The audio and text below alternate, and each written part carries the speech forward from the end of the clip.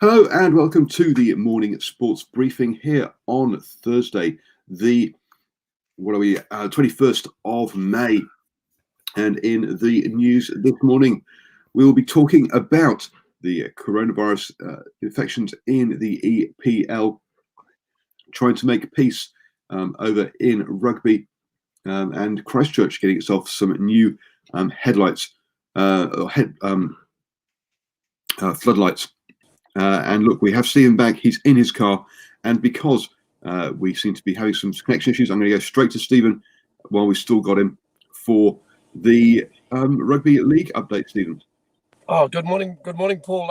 I'll probably get in the birthday soon, but I'll tell you what, we'll come back to the birthdays. Just the one real main story this morning, and that is just in and around the in New South Wales, the Integrity Unit in Rugby League. Now, New South Wales Police have raided homes and properties in Sydney as part of an ongoing investigation into an alleged betting sting at the NRL's 2019 Daily M Awards. Police have confirmed in a statement that documents, electronic devices, and computers were seized during raids yesterday.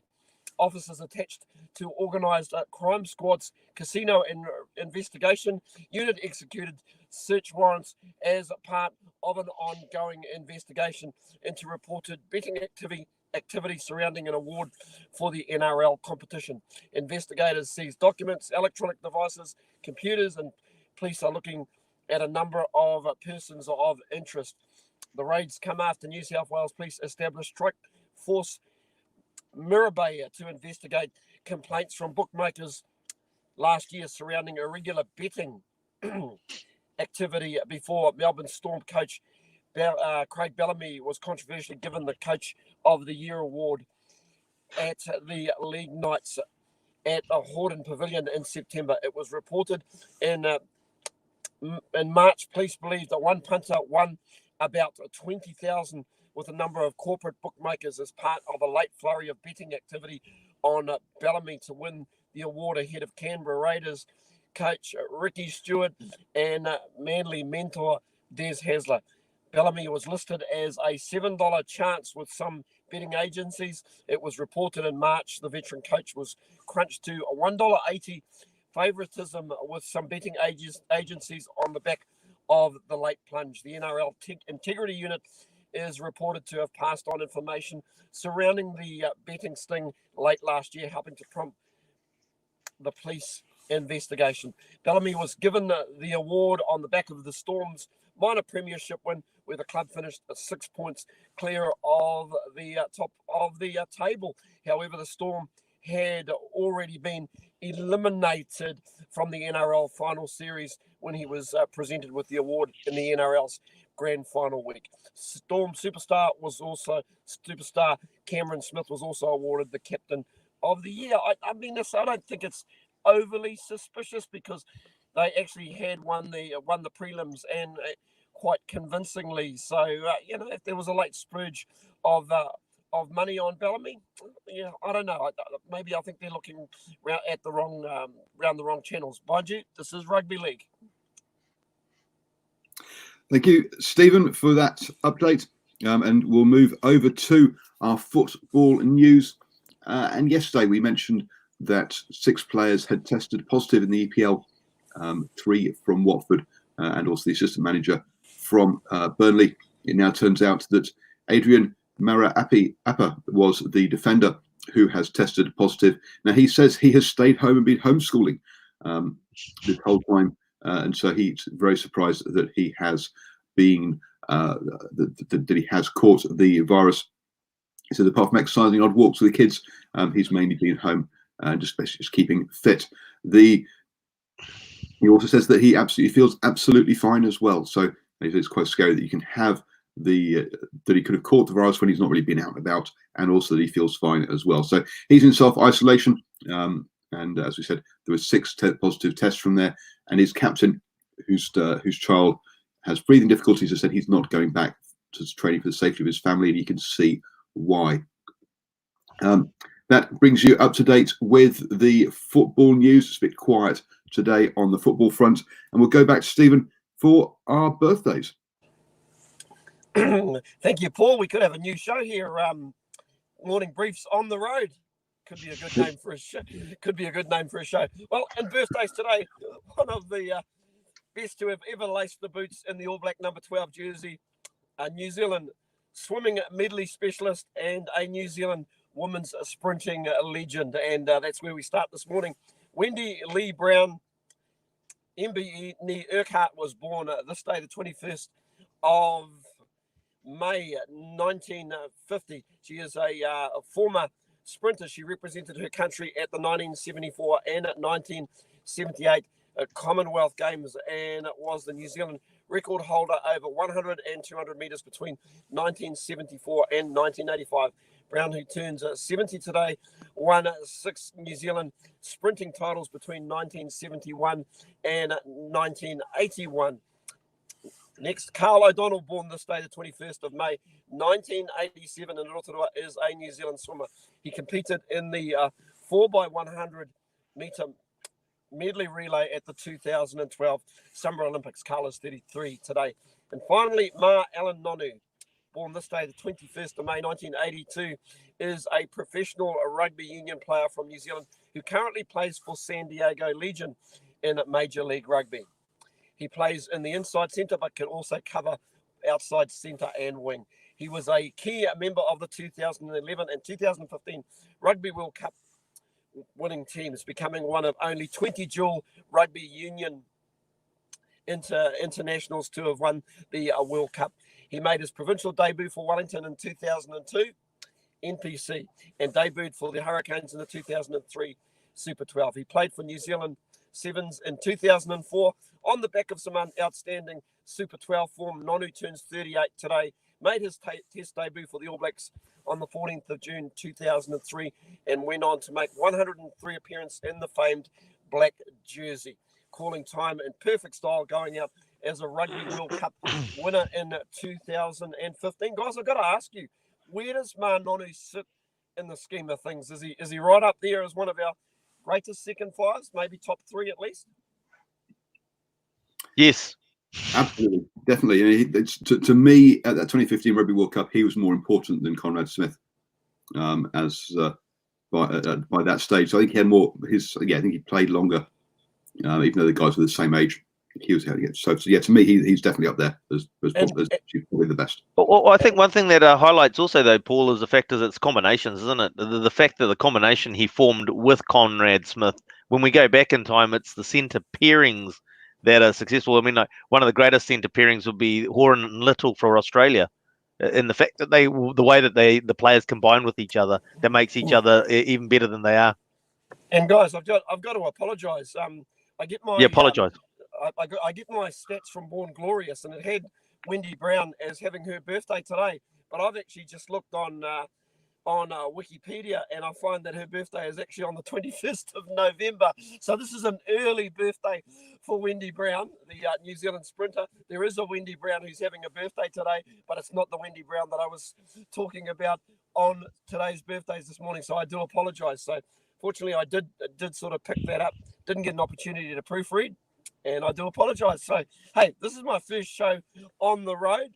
I'll get it down pat and a little bit better next time. So I will see you all tomorrow, guys. Have a great day, Paul and Ashwin, and especially our viewers out there, especially Hugh, who is on the ball this morning.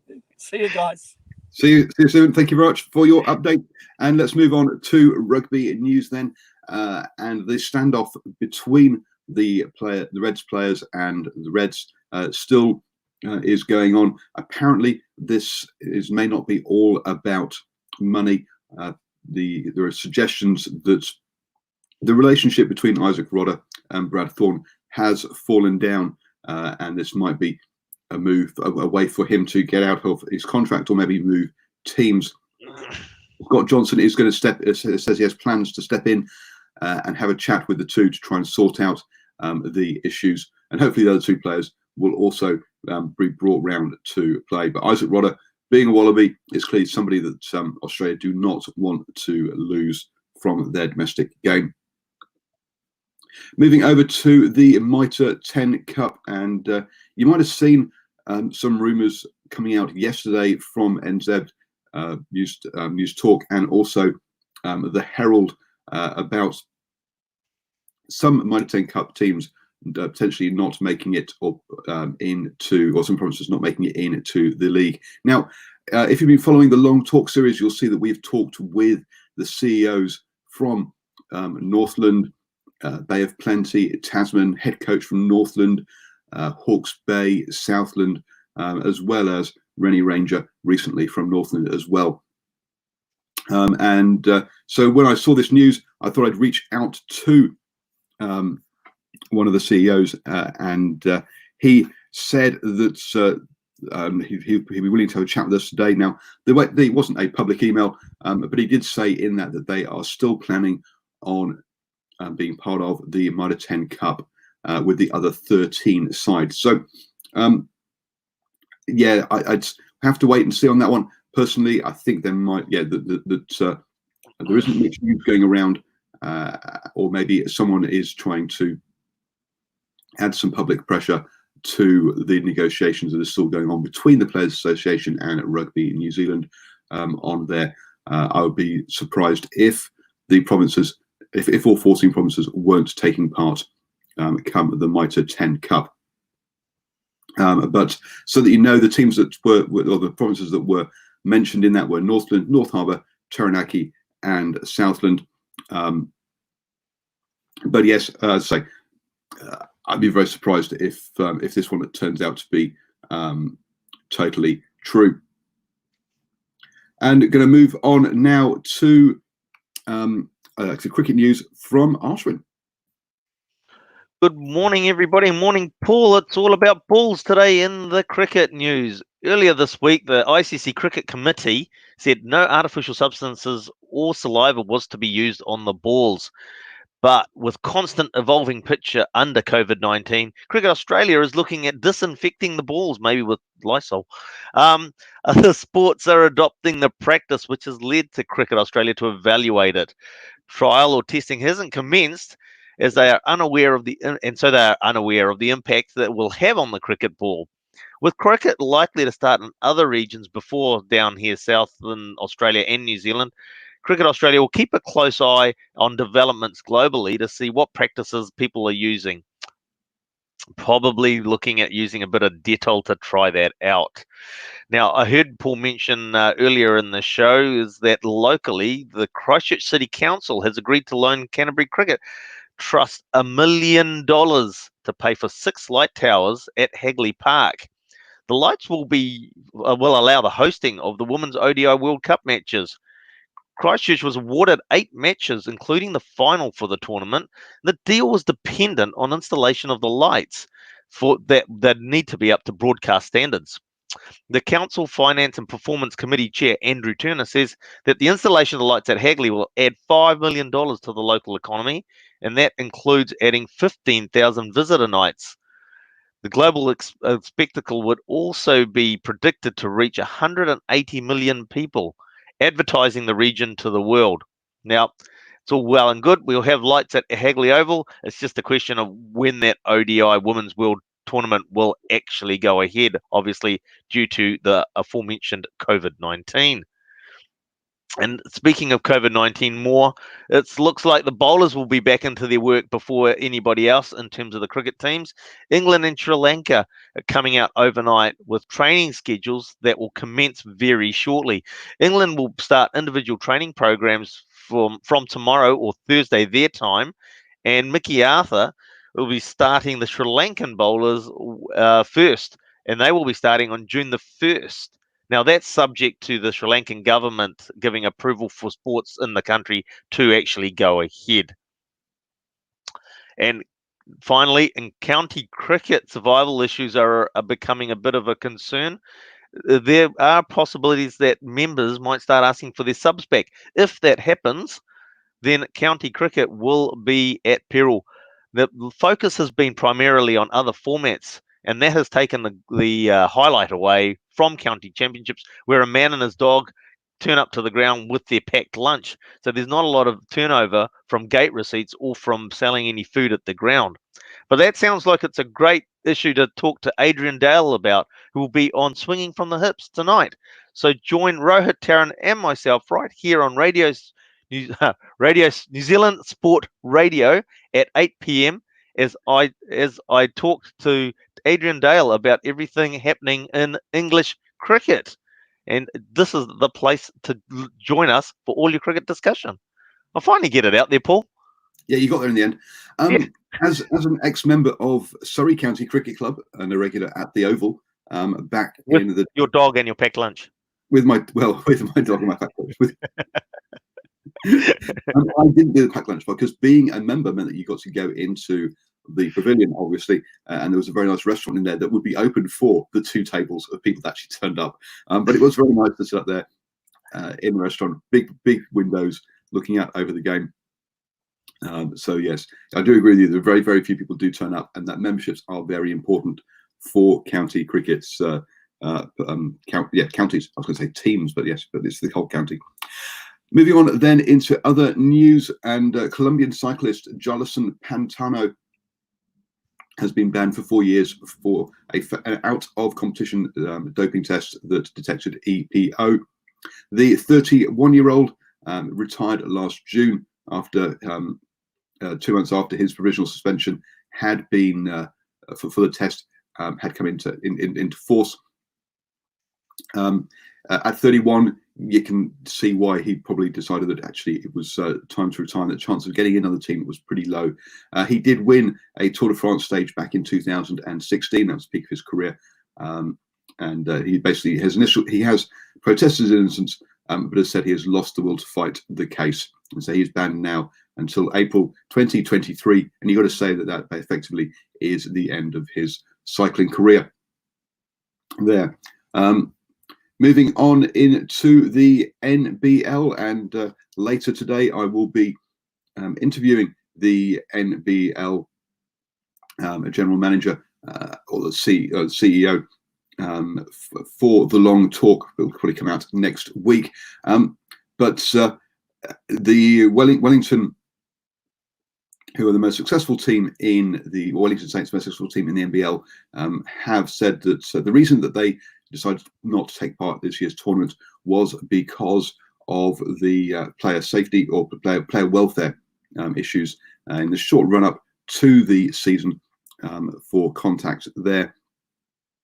When you think that 7 teams have come back and said yes, they want to take part, and we'll see which players enter themselves for the draft, you can understand that there's different views from different people as to the player welfare side of things and how important it is to play this league.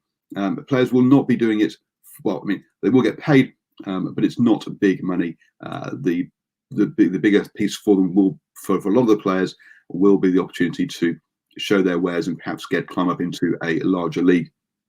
But as I say, I was talking to Justin Nelson about all of that later today, and also I'll be talking to Hugh Bynon, who comes from the, I think it's Last Minute Podcast. They've done a very good podcast talking about how the draft will work. So go over and check that out. I'll just make sure I get the correct name of the exact name of the podcast. Limited Minutes. So check out the Limited Minutes podcast if you want to know how the NBL draft is going to work. You are now up to speed with all the important news starting your day the best way. And don't forget to join us at 8 p.m. tonight for Swinging from the Hip with that special guest talking about English cricket. Also at lunchtime, or 2 p.m., I will be broadcasting my chat with Jason Schumacher, the ex-Highlander, ex-Exeter Chiefs player and current academy director or academy development manager over at Hawke's Bay. So look out for that one at 2 p.m. Also, in other ones that are coming up, in that we have got the CEO of the Northern Mystics. We've got Sam O'Dea, the Beach Volleyball International, and also Warren Brosnian, the Springbok as well. So some really good interviews coming up in the long talk. Thank you for joining us and have a great day.